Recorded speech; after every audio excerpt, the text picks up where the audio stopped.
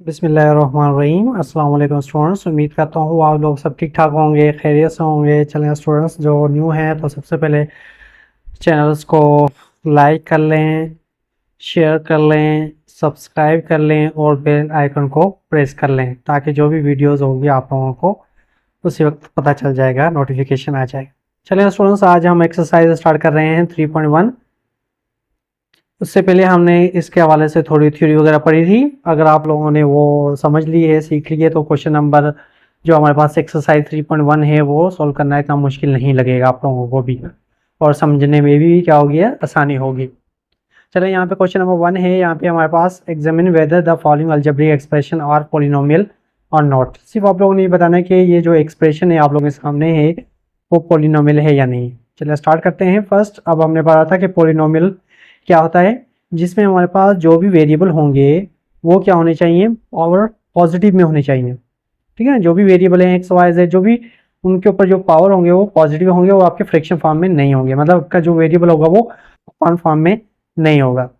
तो ऐसे एक्सप्रेशन को हम क्या कहेंगे, पॉलिनोमियल। अब देखें, फर्स्ट में हमारे पास क्या है, सभी वेरिएबल जो हैं वो क्या है, पावर पॉजिटिव में, तो इस वजह से फर्स्ट का पॉलिनोमियल। चलिए उसके बाद सेकंड की सॉल्यूशन कर लेते हैं। अब इसमें देखें, अगर मैं यहाँ पे नेगेटिव आ रहा है तो इसको मैं ऐसे लिख सकता हूँ, 3x पॉजिटिव करने के लिए चले जाऊँगा इसको अपान में, तो ये बन गया पावर 2। और जब भी हमारे पास अपान फॉर्म में चला जाता है तो ये आपका क्या होगा, पॉलिनोमियल नहीं होगा। क्योंकि जो हमारे पास क्या होते हैं, जो वेरिएबल क्या होने चाहिए, पॉजिटिव होने चाहिए, वो भी न्यूमिनेटर में। अगर नेगेटिव आ रहा है उसमें तो हमारे पास नहीं, तो ये होगा नॉट पॉलिनोमियल। ठीक है स्टूडेंट्स, तो समझ में आ गया होगा। ये हमारे पास 1 वेरिएबल भी हो सकता है, 2 वेरिएबल भी हो सकता है, पॉलिनोमियल। ठीक है, चलें उसके बाद थर्ड पे देखें स्टूडेंट्स, क्या है, 6x² minus 10x plus x minus radical 45। अच्छा स्टूडेंट्स, यहाँ पे याद रखना हम पढ़ रहे हैं अलजबरी के हवाले से, तो अलजबरा का मेन जो फोकस होता है वो वेरिएबल पे होता है। ठीक है, नंबर्स पे नहीं है, वेरिएबल पे। तो यहाँ पे जो हमारे पास जो रूट आ रहा है वो नंबर्स पे आ रहा है, वेरिएबल पे नहीं आ रहा। वो बाकी जो भी वेरिएबल है वो हमारे पास क्या है, पॉजिटिव है। तो इस वजह से ये भी हमारे पास क्या कहलाएगा स्टूडेंट्स, ये होगा हमारे पास पॉलिनोमियल।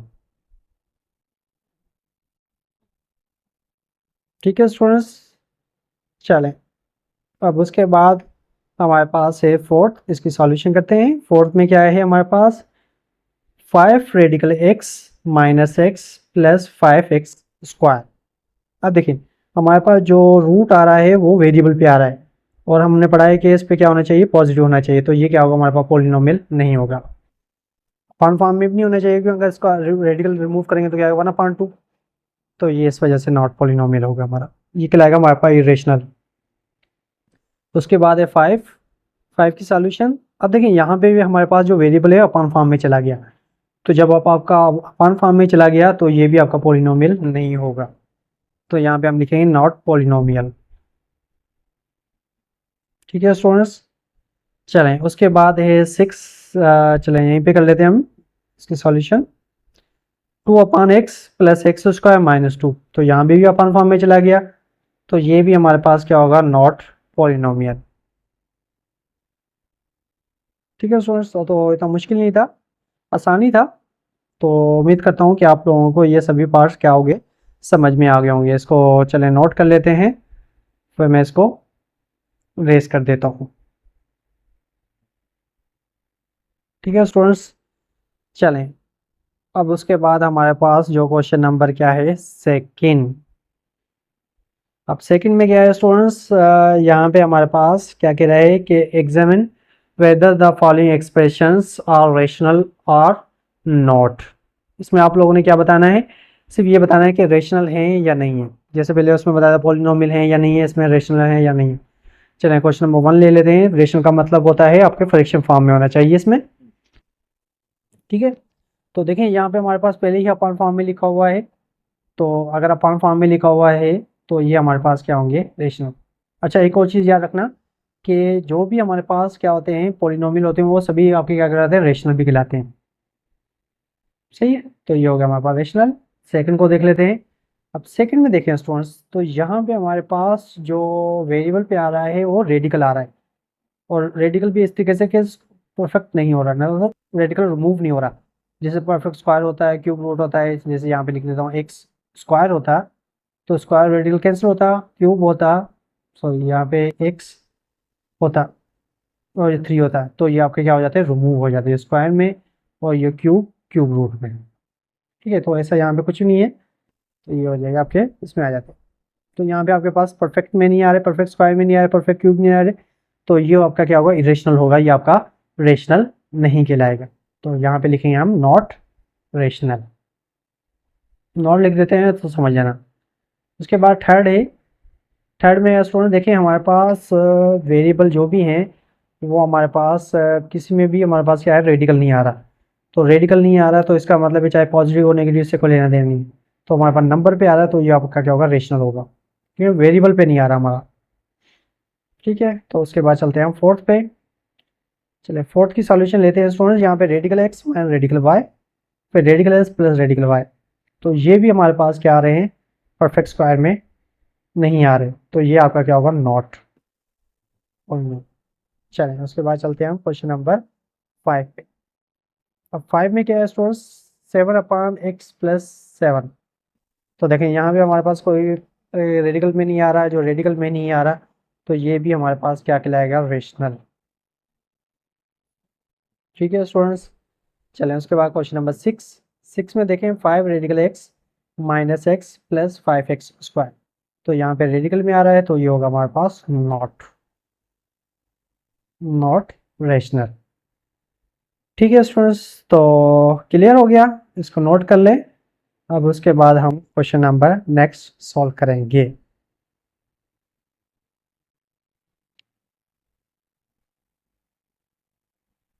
चलें स्टूडेंट्स, अब क्वेश्चन नंबर थर्ड। थर्ड में क्या है, reduce the following into lowest form. तो इसको मतलब जितना आप इसको सॉल्व कर सकते हो करेंगे, जिसको जितना सिंप्लीफाई कर सकते हैं तो कर देंगे इसके, ठीक है ना। तो यहाँ पे फर्स्ट क्वेश्चन है, इसकी सॉल्यूशन करते हैं हम। फर्स्ट क्वेश्चन आप लोगों के सामने लिखा हुआ है p² - 100 और अपान में p² + 10। अच्छा स्टूडेंट्स, यहाँ पे एक करेक्शन कर लें, ये मैंने आप लोगों को ये इस वजह से लिखा है मैंने, ताकि मैं बता सकूँ कि काफ़ी बुक में p² + 10 लिखा हुआ है। तो ये है p² - 100 को हमने कर लिया 10 का स्क्वायर। ठीक है, तो क्योंकि हमने इस वजह से किया, जब भी आपके पास फर्स्ट और सेकंड टर्म स्क्वायर फॉर्म में आ रहे हैं, बीच में माइनस आ रहा है तो स्क्वायर फॉर्म में आ रहे हैं, तो उस पर हम फार्मूला लगा सकते हैं, और यहाँ पे होगा अपान में p + 10। ठीक है, ये स्क्वायर खत्म कर दें इसमें, अगर आप लोगों की बुक में है तो यहाँ पे हमारे पास फार्मूला एक मेंशन हो रहा है, a² - b², वो इक्वल होगा a + b और a - b। तो इसी तरीके से मतलब यहाँ पे a की जगह पे p है और b की जगह पे क्या है, 10 है। तो जब भी हमारे पास दो टर्म्स हैं उसमें एक प्लस माइनस आ रहा होता है, स्क्वायर हो रहे थे, तो एक प्लस में लिखेंगे दूसरा माइनस में। तो यहाँ पे हो जाएगा p + 10 और p - 10 और अपान में p + 10 तो ऑलरेडी हमारे पास है। ठीक है स्टूडेंट्स, तो देखें p + 10 और p + 10 आपका क्या होगा, कैंसिल, तो बाकी बचा p - 10। तो ये हो गया आपका आंसर। ठीक है, चलिए मेंशन कर देते हैं, ये आपका आंसर हो गया। चले उसके बाद है क्वेश्चन नंबर सेकंड। सेकंड में है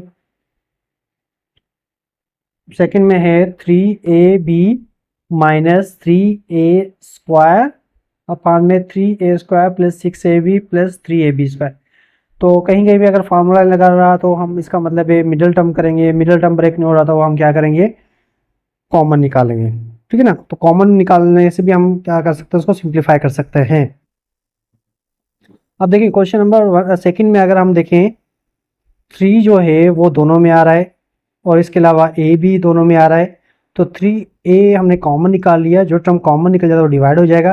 तो फर्स्ट में हमारे पास सिर्फ क्या बचा, b माइनस यहाँ से 3a² था, 3 निकल गया, a² निकला, बाकी बचा a निकल गया, बाकी बचा a, तो 3ab - से। ठीक है, तो इसी के से अपान में आ जाते हैं। यहाँ पे हमारे पास 3 टर्म में कोई फार्मूला लगा है तो तीनों में भी कॉमन निकल सकता है। तो 3 एक तो सब में आ रहा है, इसके अलावा हमारे पास क्या है स्टूडेंट्स, a² a, तो a कॉमन निकल जाएगा। तो 3a कॉमन निकला, बाकी हमारे पास क्या बचा है स्टूडेंट्स? तो फर्स्ट में हमारे पास बच रहा है a, उसके बाद क्या निशानी, जो भी निशानी होगी वो देंगे, प्लस है तो प्लस, और 3 का टेबल 6 पे लगा 2 टाइम, ए आपका कॉमन निकल गया, बाकी बचा बी। ठीक है, प्लस उसके बाद 3 कॉमन निकल गया, ए स्क्वायर से ए निकल गया, बाकी ए, तो बाकी बचा बी स्क्वायर। ठीक है स्टूडेंट्स, तो ये 3a और 3a आपका क्या हुआ, कैंसल। तो b माइनस ए अपान में हो गया a प्लस 2b प्लस का b स्क्वायर। ठीक है, अब तो मजीद इसमें हम कैंसिल नहीं कर सकते, ना ही कोई कॉमन निकाल सकते हैं। चले, तो ये 1 और 2 पार्ट्स हमने सॉल्व कर लिया, इसको मैं रेस कर देता हूँ ताकि रिमेनिंग पार्ट हम सॉल्व कर सकें।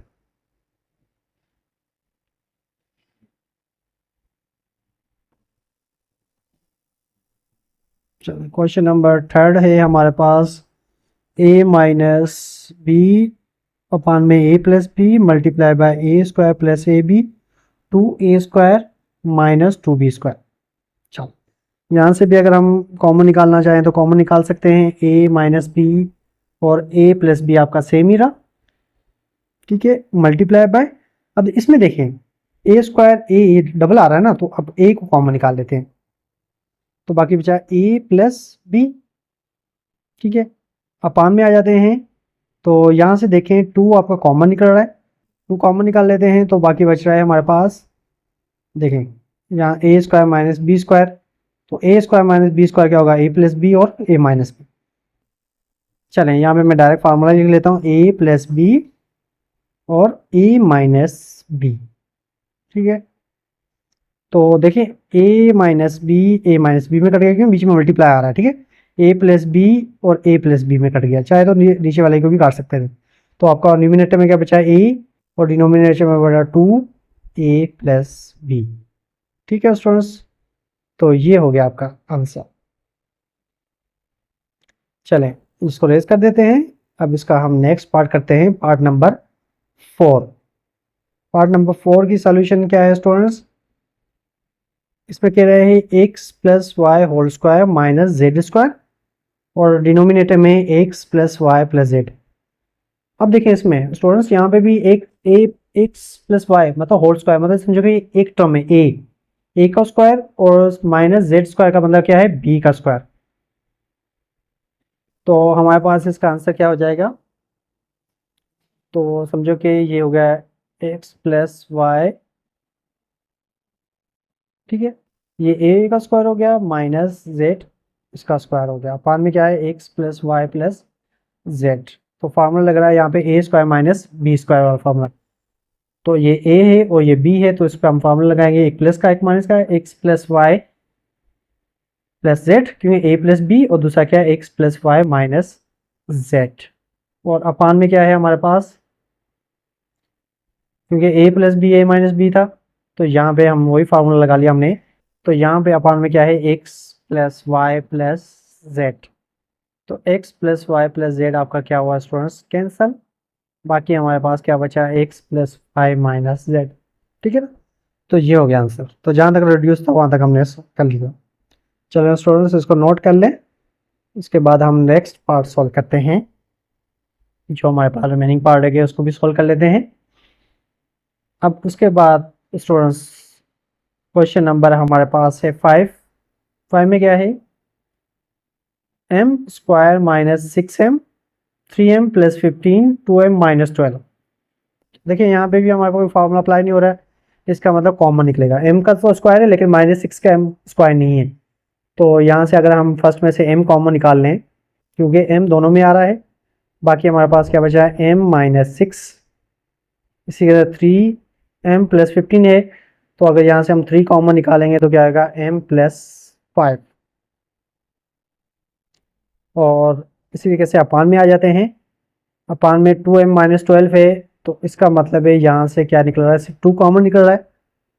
तो अगर हम 2 को कॉमन निकाल लेते हैं तो स्टूडेंट बचेगा m माइनस 6।